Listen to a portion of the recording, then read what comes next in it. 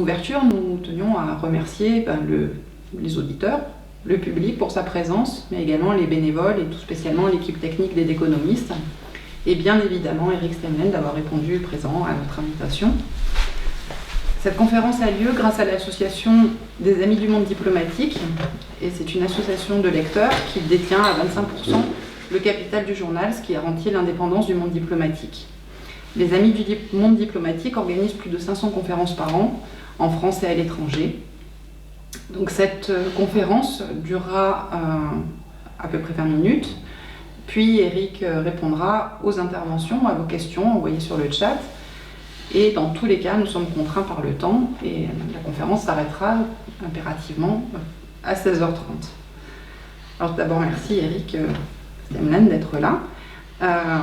Je vous présente rapidement. Vous êtes mathématicien et docteur en économie, spécialiste en analyse de l'opinion.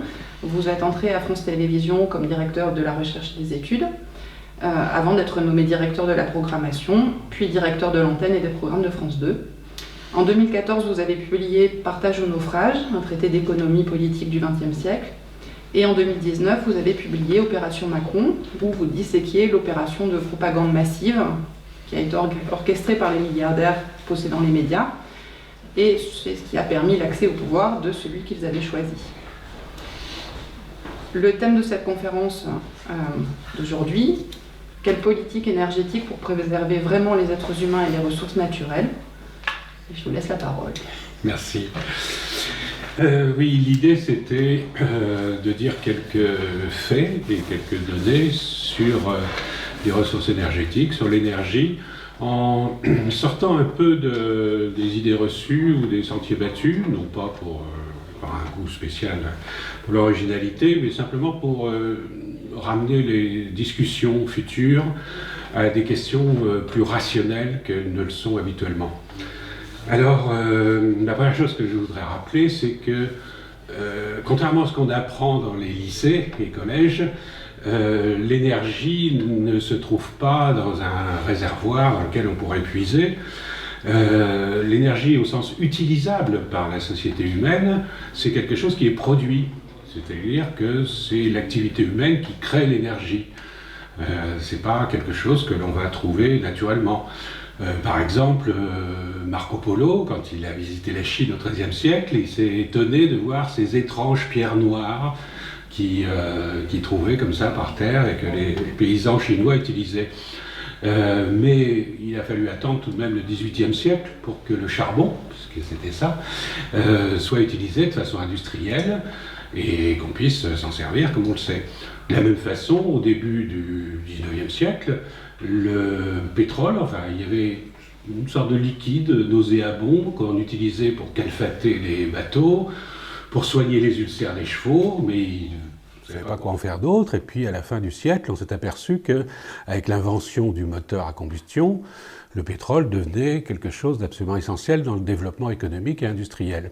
Donc vous voyez que l'énergie, c'est pas quelque chose comme ça qui se ramasse, qu'on trouve, c'est quelque chose que l'intelligence humaine va créer, va développer, va utiliser. J'insiste là-dessus parce qu'il y a une espèce de discours actuel qui fait de l'énergie une ressource naturelle. Mais c'est pas comme ça que ça marche. Ce n'est pas une ressource naturelle, c'est une ressource artificielle. Les ressources énergétiques, elles n'existent que dans la mesure où les êtres humains sont capables de les employer. C'était un premier point qui était donc l'énergie se produit. Le deuxième point, c'est que l'énergie se stocke. Et c'est un point qui est presque plus important que le précédent. Tant que l'on ne peut pas avoir une source d'énergie stable, utilisable à tout moment, de manière continue, il est évident qu'il n'y a aucun développement humain possible. La preuve en est tout simplement que Homo sapiens, ou peut-être ses prédécesseurs, ont inventé le feu. Ils ont inventé le feu, c'est-à-dire que, au-delà de l'énergie solaire, qui est disponible, comme chacun sait, de manière intermittente, le feu, c'était quelque chose de très bien, c'est-à-dire qu'on pouvait stocker du bois et avoir de l'énergie au moment où on le voulait, et en particulier la nuit, ce qui était quand même plus intéressant que le jour. Et de la même façon, et je fais comme dans 2001 Odyssée de l'espace, je franchis d'un seul coup des millénaires, des dizaines de millénaires. De la même façon, à partir du 19e siècle, avec les énergies fossiles, on a eu la possibilité, avec le charbon, le pétrole, le gaz naturel, l'uranium, on a eu la possibilité d'avoir de l'énergie pilotable, disponible à tout instant, utilisable comme on le veut. Et c'est ça qui fait la possibilité même de la vie de la société humaine sur la Terre. Et donc, j'insiste sur le fait que le fait de stocker l'énergie est souvent largement aussi important que le fait de le produire. Et donc, il est absolument essentiel, dans une politique énergétique, de savoir comment on peut avoir une production qui soit à la fois prévisible et ajustable à tout moment. Il n'y a pas besoin de faire un dessin. On voit que dans la vie quotidienne, on ne peut pas arrêter les congélateurs, on ne peut pas arrêter une opération chirurgicale, on ne peut pas arrêter un TGV en route à tout moment parce que soudainement, il n'y aurait plus de production d'énergie. Donc l'idée même que l'énergie soit stockable est au cœur absolu de l'activité humaine. Ça m'amène à dire quelque chose d'entrée de jeu, histoire de choquer les gens qui nous écoutent, qui est que vouloir développer une politique énergétique qui ne reposerait pas sur des formes d'énergie stockables est aujourd'hui une pure aberration et une pure, je pèse mes mots, stupidité.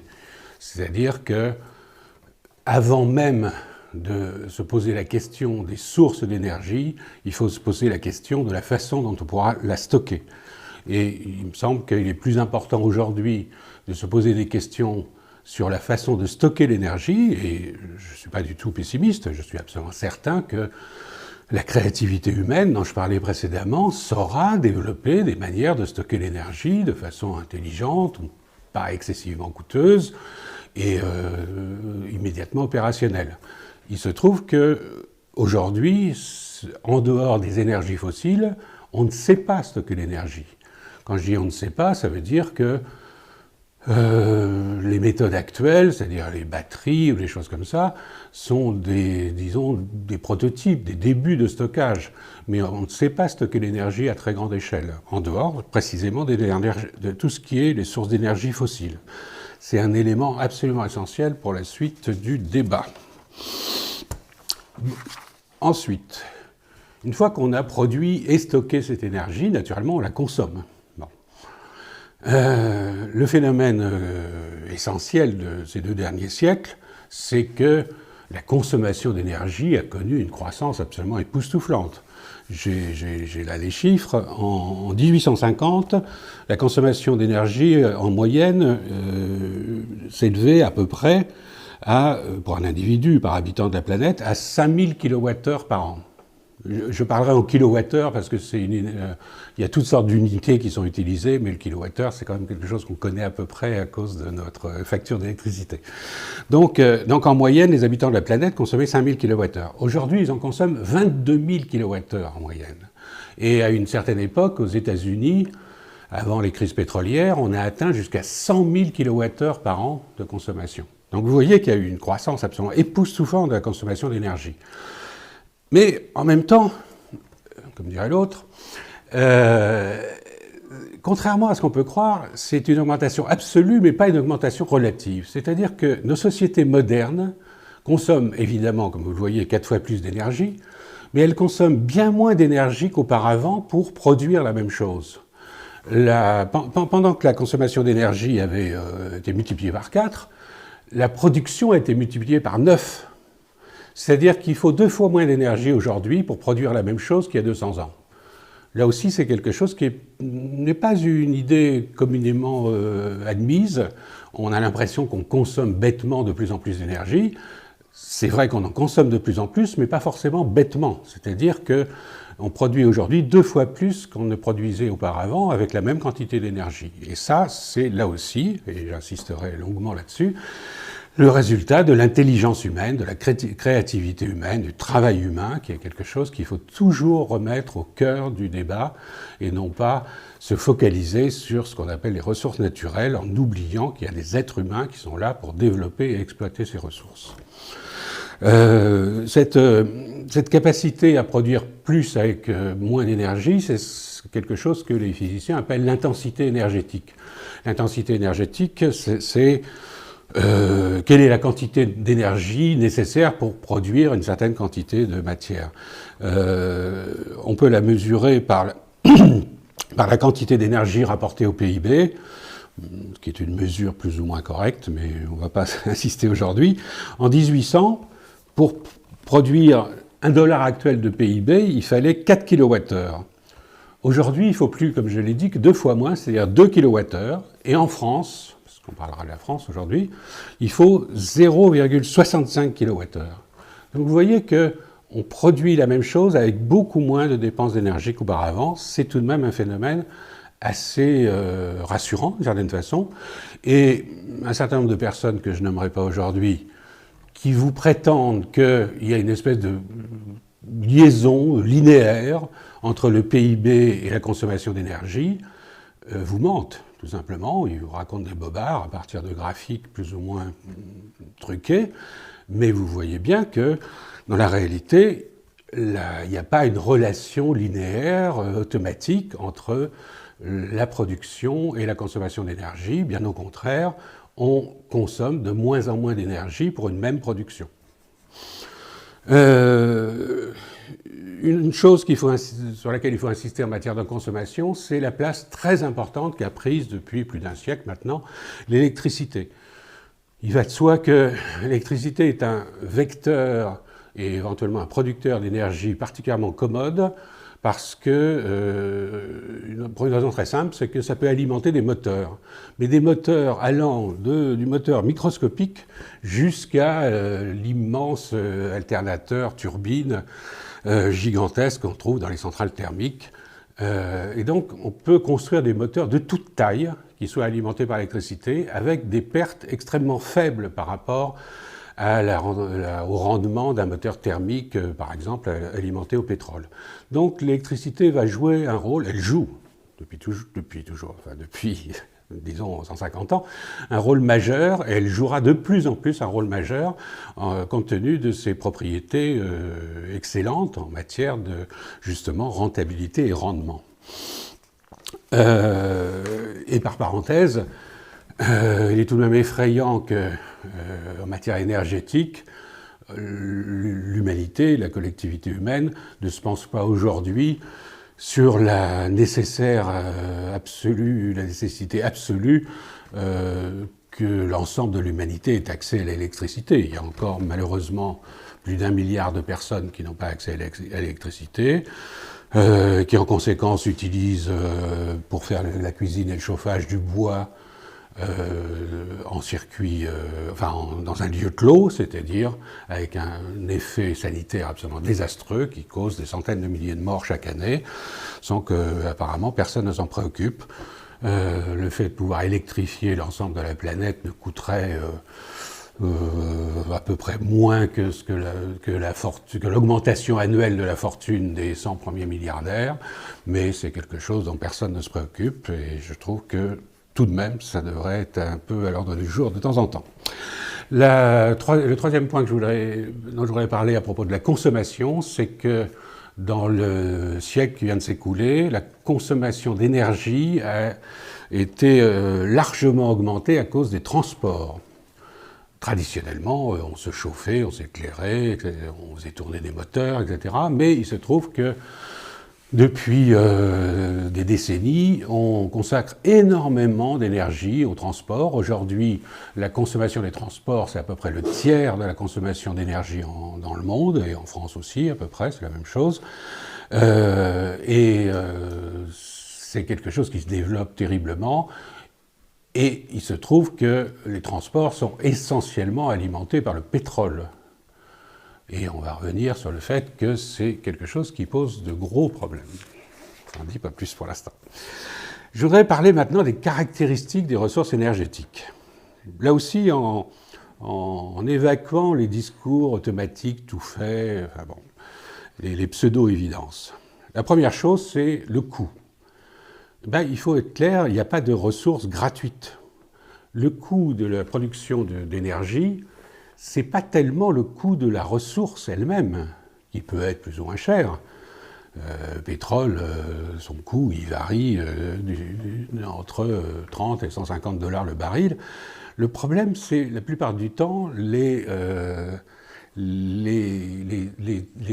instruments, enfin les installations qui sont utilisées pour produire et utiliser cette énergie. Le coût provient plus naturellement de ça.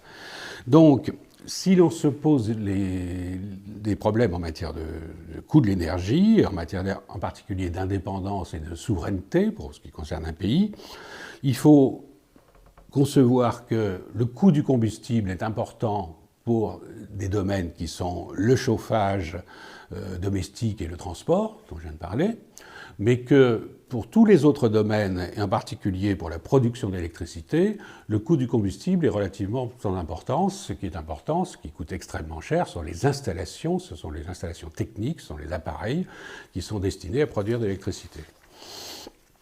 Deuxième caractéristique environnementale. Il n'y a aucune espèce d'énergie propre.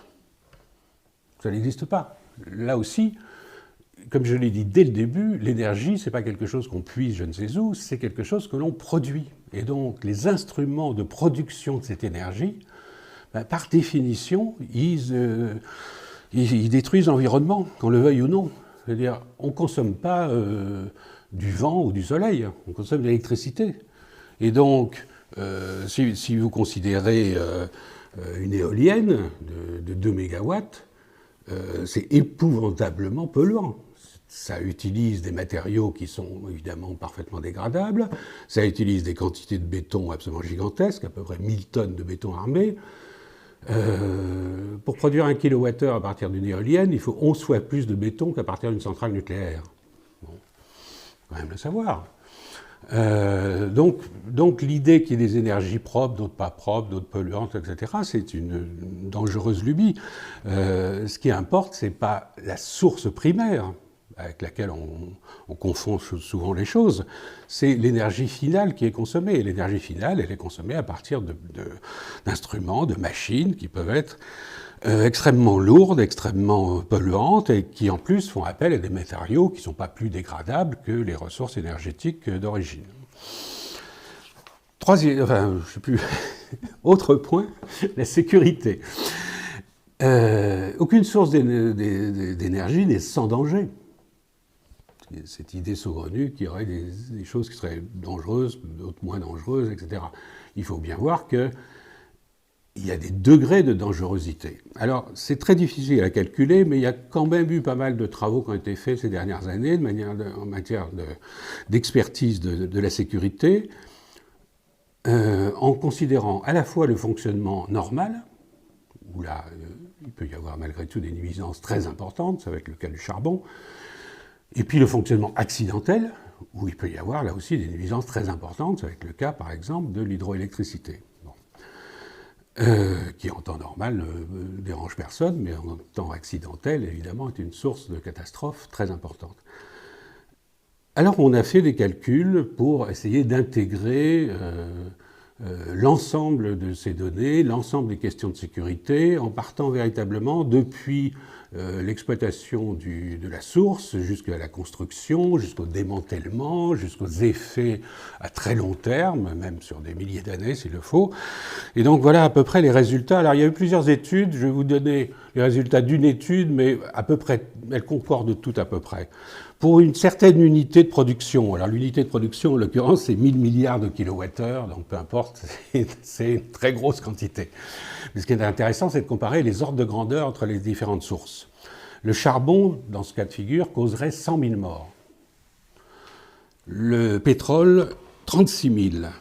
La biomasse, c'est-à-dire le bois, en fait, utilisé traditionnellement, 24 000.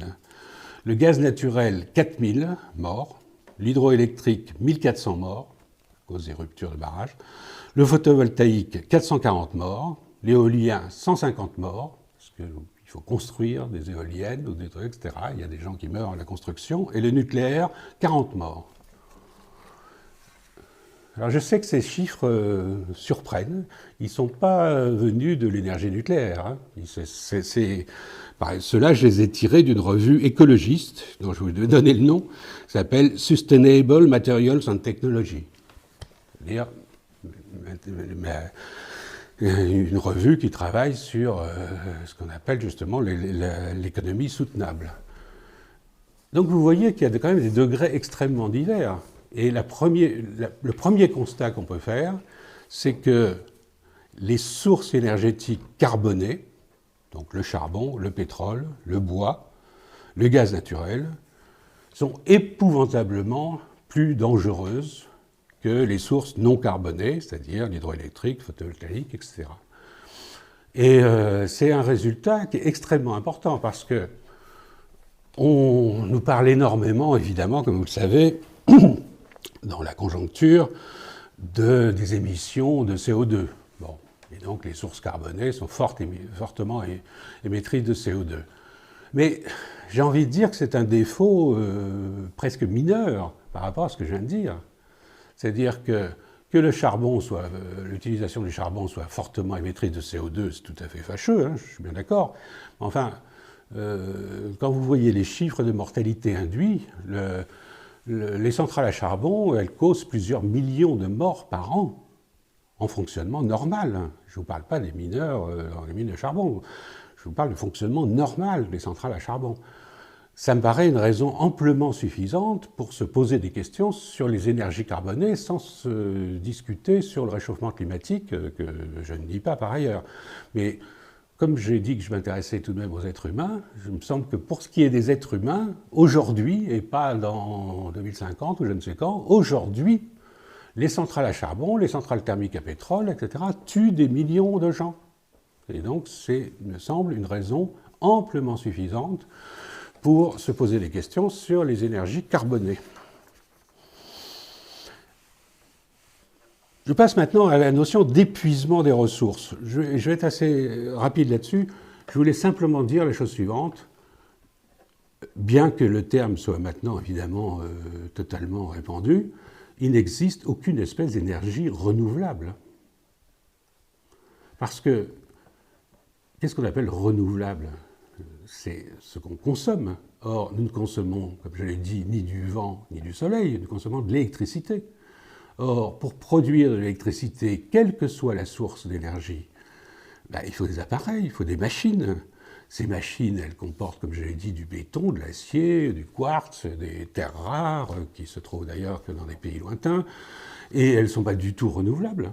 Je veux dire, quand vous regardez une éolienne, elle n'est pas renouvelable. Hein. Je vous assure que dans 20 ans, elle aura disparu et qu'elle ne va pas en repousser une autre à la place.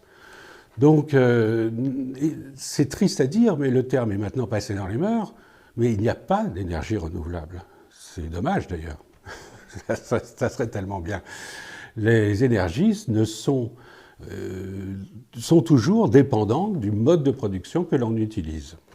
Donc, l'épuisement des ressources, il peut être aussi bien le fait de l'épuisement des ressources pétrolières ou du charbon ou du gaz que de l'épuisement de tel ou tel composant d'un panneau photovoltaïque avec des terres rares et des métaux ou des métalloïdes dont on ne sait absolument pas quelles sont leurs réserves et combien de temps il y en aura et surtout dans quel pays on pourra les trouver. Donc, de ce fait, strictement rien n'est renouvelable et tout est potentiellement épuisable. Et je n'en dirai pas plus loin. On en arrive à la notion de transition énergétique. Bon. On voit bien, d'après le tableau que je viens de brosser, qu'il y a un certain nombre de choses qui fonctionnent et il y a un certain nombre de choses qui dysfonctionnent. Vous avez compris que je m'élève de manière radicale, et pour des raisons humanitaires, contre l'exploitation excessive des hydrocarbures et du charbon. Alors, mais quand je m'élève, c'est simplement que je constate que c'est excessivement dangereux pour l'humanité actuellement, et que donc la question qui se pose réellement en matière de transition énergétique, c'est comment arriver à substituer au pétrole dans les transports, au charbon dans les centrales thermiques utilisées pour produire de l'électricité, comment y substituer progressivement d'autres ressources. Parce que, soyons clairs, il ne s'agit pas de se lamenter sur la disparition des ressources, il s'agit de se dire comment est-ce que l'on pourrait voir venir d'autres manières de produire, d'autres manières d'autres énergies substituables. Comme nous sommes en Provence, je dirais tout de même un mot sur une ressource énergétique dont, à ma connaissance, à peu près aucun homme politique ne parle jamais, qui est qu'à 2 heures d'ici, on construit quelque chose qui s'appelle ITER, qui est un projet de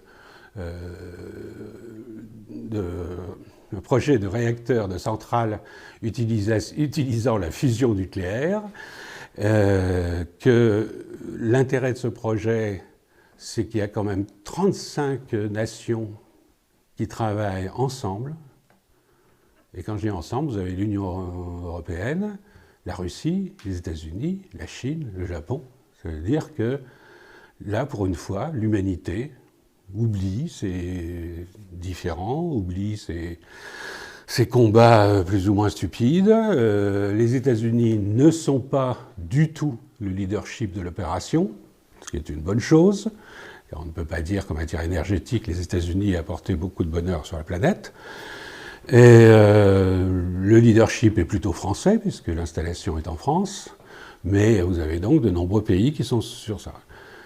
Si ce projet de fusion nucléaire aboutit, et moi j'ai relativement confiance dans la créativité humaine, j'ai plutôt confiance dans les scientifiques, en fait, le discours que je tiens aujourd'hui n'aura plus aucun intérêt, puisque on aura des ressources énergétiques pour les quelques centaines de milliers, voire millions d'années qui viennent. Bon. En tout cas, il me semble que c'est quelque chose d'intéressant à explorer, et je suis absolument stupéfait que aucun homme politique en France ne parle jamais de cela. Je n'ai jamais vu un homme politique aller visiter ITER, le site de Cadarache, enfin, etc. Ça vaut le coup de se pencher sur la question. Je ne dis pas que ça va réussir. La science, par définition, c'est le doute. Mais tout de même, il y a là un exemple absolument extraordinaire de coopération internationale et d'espérance pour l'humanité sur lequel il faudrait se pencher. Faute de pouvoir, pour l'instant, avoir des sources d'énergie nouvelles, facilement exploitables, il me semble que par rapport au portrait que je viens de brosser, la chose absolument essentielle et immédiate en matière de ressources énergétiques, c'est tout simplement les économies d'énergie. C'est-à-dire, au lieu de s'interroger, voire de s'entretuer, si je puis dire, sur la façon dont on produit l'énergie, s'il faut des éoliennes ou des centrales nucléaires ou des centrales à charbon ou que sais-je, la première chose à faire, ça serait tout de même d'en consommer moins.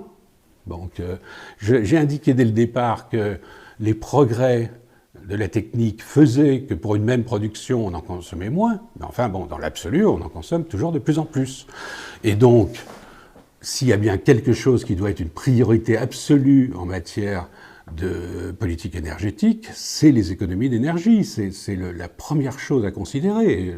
Le reste, à la limite, on peut en parler après. Et donc, par rapport à ce que j'ai dit, 1/3 de l'énergie consacrée au transport, cette énergie étant essentiellement utilisée à base de pétrole, donc à partir d'un produit particulièrement dangereux et polluant. Il va de soi que l'une des premières choses à faire en termes de politique énergétique, c'est de diminuer les transports. Alors, ça veut dire diminuer les transports d'individus, pas non plus obligés de se déplacer systématiquement en avion pour aller je ne sais où. On n'est pas obligé de faire des croisières pour aller passer 2 heures dans un pays lointain.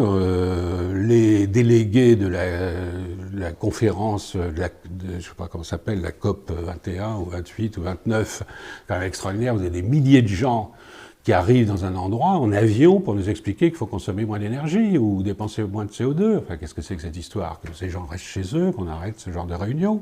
Enfin bon, il faut vraiment qu'on limite de manière importante les transports et d'autre part, que l'on développe des transports consommateurs d'électricité plutôt que de pétrole.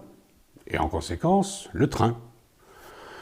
Une manière d'économiser de l'énergie de façon intelligente, c'est de développer ou de redévelopper à toute échelle, c'est-à-dire depuis le transport local jusqu'au TGV intercontinental, le transport par le train. Il paraît effectivement avoir l'avantage, justement, consommer beaucoup moins d'énergie. En kilomètres voyageurs, un TGV, ça consomme 20 fois moins qu'une voiture individuelle. Donc il va de soi qu'on peut faire des économies d'énergie dans l'absolu et surtout des économies de pétrole, puisque le TGV est alimenté par l'électricité. Donc dans ces économies, ça joue un rôle important dans les transports. Il va de soi aussi que le chauffage joue un rôle important.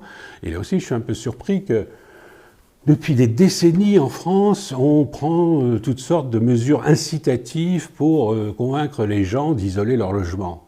Bon, dans la pratique, c'est ce qu'on appelle les effets d'aubaine, c'est-à-dire que les gens qui sont aisés, qui sont propriétaires de logements, bénéficient de cela comme s'ils en avaient besoin. Je pense qu'à un moment ou un autre, il faudra prendre des mesures coercitives. Alors, je sais que c'est pas à la mode, ce genre de mot, mais je suis désolé.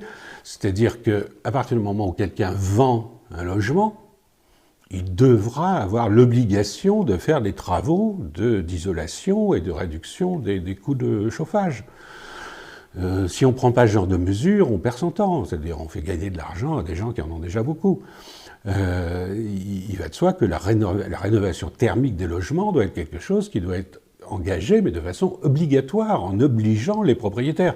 Compte tenu de l'augmentation faramineuse du foncier dans ce pays, quelqu'un qui vend un appartement 1 million d'euros alors qu'il l'a acheté quelque temps auparavant à 200 000 euros, je pense qu'il peut se permettre de faire 20 ou 30 000 euros de travaux avant de le vendre. Mais je pars de l'idée que les travaux de rénovation thermique doivent devenir obligatoires et non pas être incités par je ne sais quels privilèges fiscaux dont on n'a pas du tout besoin. Donc voilà pour ce qui est de la réduction de la consommation. Je voudrais préciser quelque chose qui, là aussi, est une idée reçue. La réduction de la consommation d'énergie ne s'accompagnera absolument pas d'une diminution de la production, du pouvoir d'achat, du mode de vie, etc. Parce qu'il y a des prophètes de malheur qui nous expliquent qu'il faut qu'on réduise la consommation d'énergie, ça je suis d'accord avec eux, mais que naturellement ça va complètement bouleverser notre mode de vie, qu'il va falloir qu'on vive de façon très étriquée, en bougeant plus, en consommant, en arrêtant de consommer de la viande, et que sais-je encore. Non, ça n'a pas de sens. J'ai précisé dès le départ que grâce au progrès technique, on peut diminuer ce que j'ai appelé, ce qui est appelé par les physiciens, l'intensité énergétique, c'est-à-dire qu'on peut, en consommant moins d'énergie, produire plus. Ça a l'air d'être comme ça bizarre. Il se trouve que c'est exactement ce que la France fait depuis 10 ans. C'est-à-dire que depuis 10 ans, la consommation d'énergie en France diminue et le PIB continue à augmenter. Par l'année dernière, comme on sait, pour des raisons spéciales. Bon, donc il est parfaitement simple, et on le fait tous les jours aujourd'hui, de diminuer la consommation d'énergie et d'augmenter la production. Ça ne veut pas dire diminuer la consommation d'énergie, ne veut pas dire retourner au Moyen-Âge, ou que sais-je encore. Ça veut parfaitement avoir une consommation d'énergie plus faible avec une production plus élevée. Donner un exemple extrêmement simple, qui est la production locale. Si vous produisez localement de la nourriture, mais aussi des vêtements ou des meubles, vous produisez plus. La production française augmente, mais la consommation d'énergie, globalement, diminue, puisque au lieu d'aller les faire transporter depuis la Chine jusqu'ici sur des cargos géants, vous avez diminué considérablement les frais de transport. Par rapport aujourd'hui, l'entreprise qui produit va utiliser essentiellement de l'énergie électrique, avec, comme je le disais, des moteurs de toute taille, Et donc, en conséquence de quoi, vous allez avoir globalement, à l'échelle à la fois mondiale et à l'échelle française, une diminution de la consommation d'énergie avec une augmentation considérable de la production, de l'emploi, etc. Naturellement, cela impose quelque chose qui n'est guère à la mode et qui pourtant est absolument indispensable par rapport à ce dont je viens de parler, qui est une politique protectionniste. Il va de soi que quand j'ai parlé de diminution des transports, quand je parle aujourd'hui de production locale, s'il n'y a pas de politique protectionniste, tout ça ne peut pas être mis en place. Donc, je terminerai en disant que il va de soi absolument, mais je crois que tout le monde m'aura compris, qu'il faut mettre fin aux ressources carbonées d'une façon ou d'une autre, et comme je l'ai dit, pas tant pour des raisons de CO2 que pour des raisons humaines, pour éviter des centaines de milliers de morts. Et moi, pour conclure, je vous donnerai ce que je pense être une planification énergétique rationnelle. Alors là, pour le coup, ce que je viens de dire précédemment était relativement factuel. Ce que je vais dire maintenant, ça n'engage que moi, c'est une opinion, et après, on peut largement en discuter. Je pense que si on se place d'un point de vue de rationalité, et justement pas, je fais abstraction de tous les choix politiques des uns et des autres. Hein. En termes purement rationnels, par rapport au bilan que je viens de dresser, je pense qu'une politique énergétique, c'est avant tout, premièrement, des économies d'énergie. Je viens de le dire. Donc, isolation des bâtiments, interdiction des gaspillages, interdiction d'importation de produits qui ont voyagé trop longtemps ou qui ont nécessité des dépenses énergétiques excessives, etc. Donc, économie d'énergie. Dans le même ordre d'idée, limitation d'une façon ou d'une autre des déplacements, aussi bien de personnes que de produits. Alors, déplacement de personnes, ça va effectivement un peu énerver, mais je suis assez sceptique sur la nécessité absolue que l'on a de partir en avion pour aller passer une semaine au fin fond d'un pays dont on ignore tout et dont on reviendra en ayant juste profité de ses plages. Et ça ne me paraît pas forcément une activité très favorable ni à l'espèce humaine ni à l'environnement. En tout cas, pour ce qui est des transports de produits, là je suis radical, effectivement, il faudrait impérativement diminuer les transports de produits. Et quand je dis les diminuer, ça veut dire les diminuer de façon vraiment drastique. Naturellement, ça impliquerait également de développer, comme je l'ai dit, les trains, aussi bien de voyageurs que de marchandises, à toutes les échelles possibles, et ça impliquerait de développer les recherches, là aussi dont on ne parle pas beaucoup, si ce n'est en Chine, sur les trains du futur. Il y a des trains en Chine maintenant, à sustentation magnétique, à coussin d'air, dans des tubes à vide. Ils sont en train de prendre une avance considérable. L'Occident est en train de démontrer à la fois par sa gestion du Covid et par sa gestion de l'énergie qu'il est visiblement entré dans une phase de décadence, alors que pourtant des recherches dans ce domaine seraient profitables à l'humanité entière. Troisième point, j'ai parlé de la nécessité absolue de rétablir un protectionnisme. Rétablir un protectionnisme dans l'esprit, et là aussi je dis ça n'engage que moi, hein, c'est pas une vérité absolue, mais dans mon esprit, ça ne veut pas dire taxer les produits, ça veut dire les interdire. C'est tout à fait stupéfiant de dire il y a des produits qui sont fabriqués par des enfants ou qui sont fabriqués dans des conditions environnementales catastrophiques, donc on va mettre une taxe de 50%.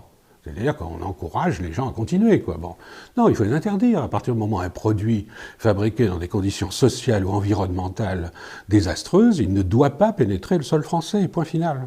Et en conséquence, il faut le produire en France, ce qui fournira éventuellement des emplois.